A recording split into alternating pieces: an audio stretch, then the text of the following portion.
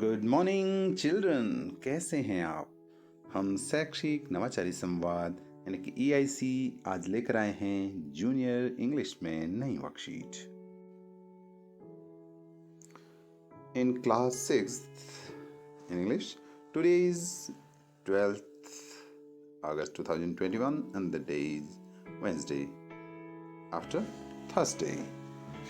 Today is Thursday and let's go ahead. Independence Day. Each year, 15th August is celebrated as Independence Day.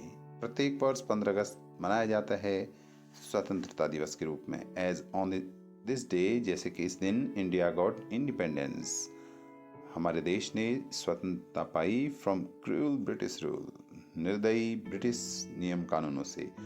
On this day is then we remember sacrifices of our freedom fighters.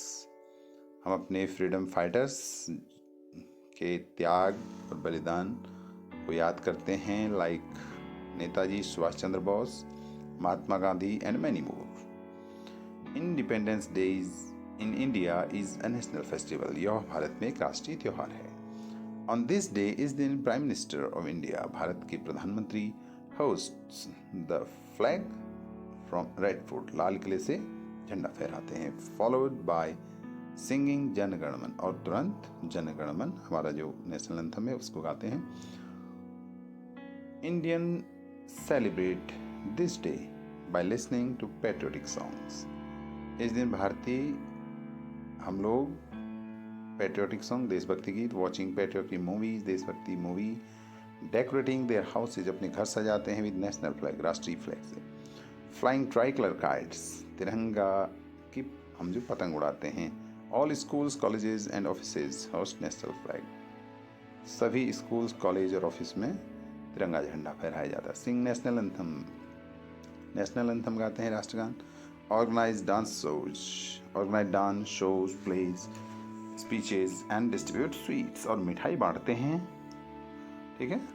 Right meaning of the word given below. अब नीचे जो कुछ शब्द दिए गए हैं इनके आपको मीनिंग लिखने हैं, लाइक फ्रीडम फाइटर, स्वतंत्रता सेनानी, पैट्रियोटिक, देशभक्त, इंडिपेंडेंस, स्वतंत्रता, host.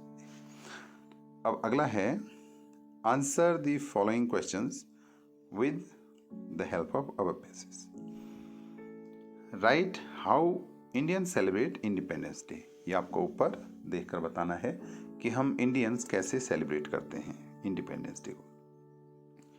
Right names of any two freedom fighters of India. Bharat के 2 फ्रीडम फाइटर्स के नाम लिखिए। Write down the 3 colours of Indian national flag. हमारी जो राष्ट्रीय ध्वज है उसमें 3 रंगों के नाम जो है उनके नाम लिखिए। Complete the following with options. अब नीचे जो दिए गए हैं ऑप्शन से भरिए, जैसे इंडिया इज योर या माई, हाँ my country. All Indians are my fathers and sisters, brothers and sisters, brothers and sisters. I love or hate? Love. I love my country. Okay. Now finally the last question.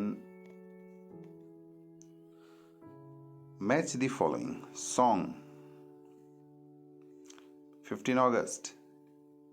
Flag. Mahatma Gandhi. तो इसको आपने match करना है, ठीक है। And finally, make a colorful national flag with paper and colorful pens, and also write the national anthem Jana Gana Mana in your notebook like this. Okay, very good. In class 7th, we now discuss about parts of a sentence. Okay, parts of a sentence. Simply, there are 2 parts of a sentence: subject and predicate. सामान्यतया 2 भाग होते हैं, एक subject और predicate, ठीक है।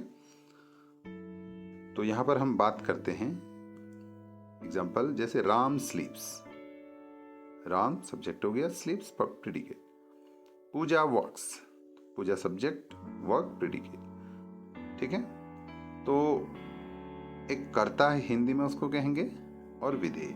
तो वाक्य में जिसके विषय में कुछ कहा जाता है उसे सब्जेक्ट कहते हैं। जिसके भी विषय में कुछ कहेंगे, जैसे राम जा रहा है, तो कौन जा रहा है? राम जा रहा है, तो राम सब्जेक्ट हो गया। और क्या कर रहा है? है ना। राम क्या कर रहा है, जा रहा है। राम गोज, तो राम गोज। या राम स्लीप्स, राम सोता है। राम के बारे में कहा जा रहा है कि वह सोता है, तो वह जो कर रहा है वो विधेय हो गया, प्रेडिकेट हो गया। ठीक है। Read the sentences and right subject and predicate. अब आपको ये सेंटेंस पढ़ने हैं और उसमें लिखना है कि ये सब्जेक्ट क्या है, प्रेडिकेट क्या है। जैसे एक मैं आपके लिए बताता हूँ, मोहन गोज टू मार्केट। अब यहाँ पर सब्जेक्ट क्या हो गया, किसके बारे में बात हो रही है, मोहन के बारे में, बस।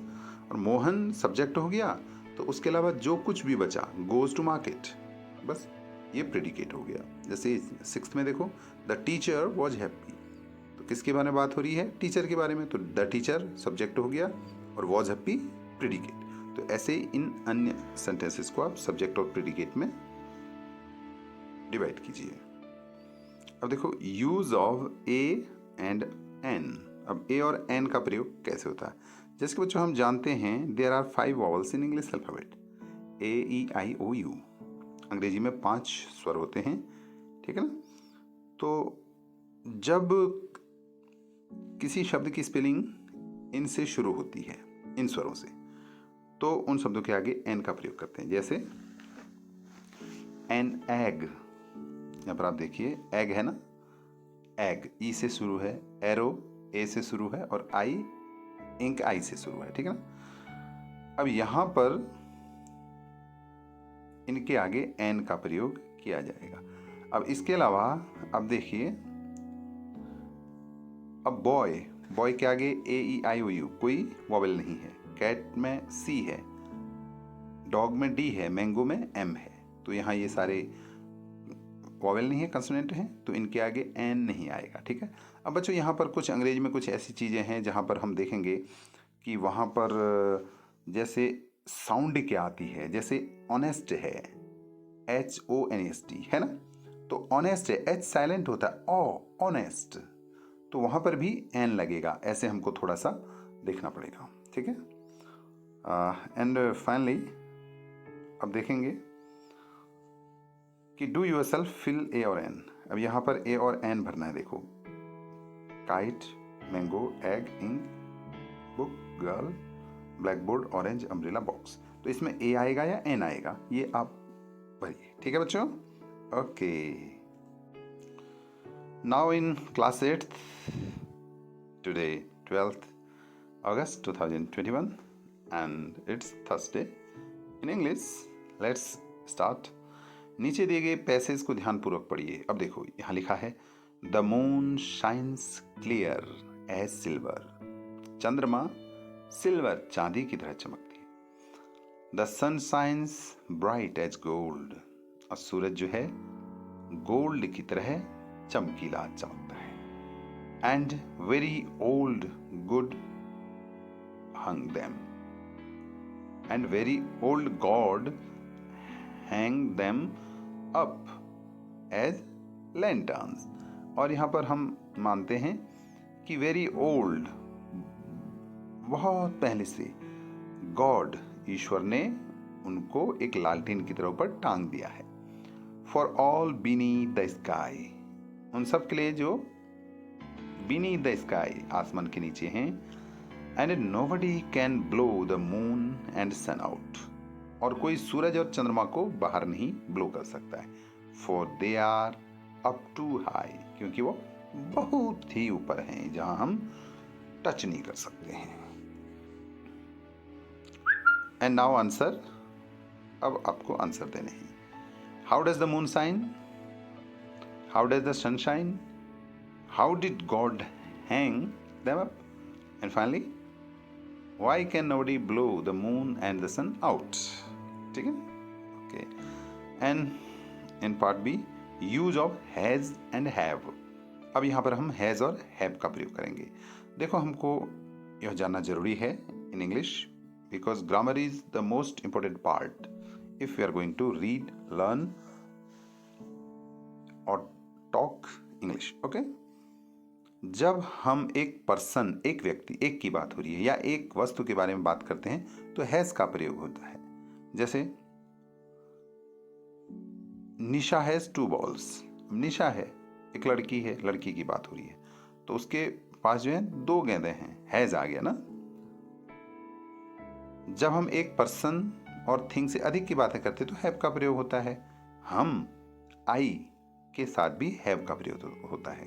जैसे माई पेरेंट्स, मेरे माता पिता, तो एक से ज़्यादा हो गया ना, हैव मोबाइल, ये देखो ठीक है, उनके पास ये। निशा एक वचन है, सिंगुलर नंबर है, तो हैज आया। माई पेरेंट्स एक से अधिक हैं तो हैव आ गया। ठीक है बच्चों, तो वैसे आपको यहाँ पर काम करना है, fill in the blanks with has and have. I have आएगा, ठीक है, 2 आईज। द बॉय अकेला है। माई फ्रेंड्स बहुत हैं। कोमल अकेली है। वी ज़्यादा हैं।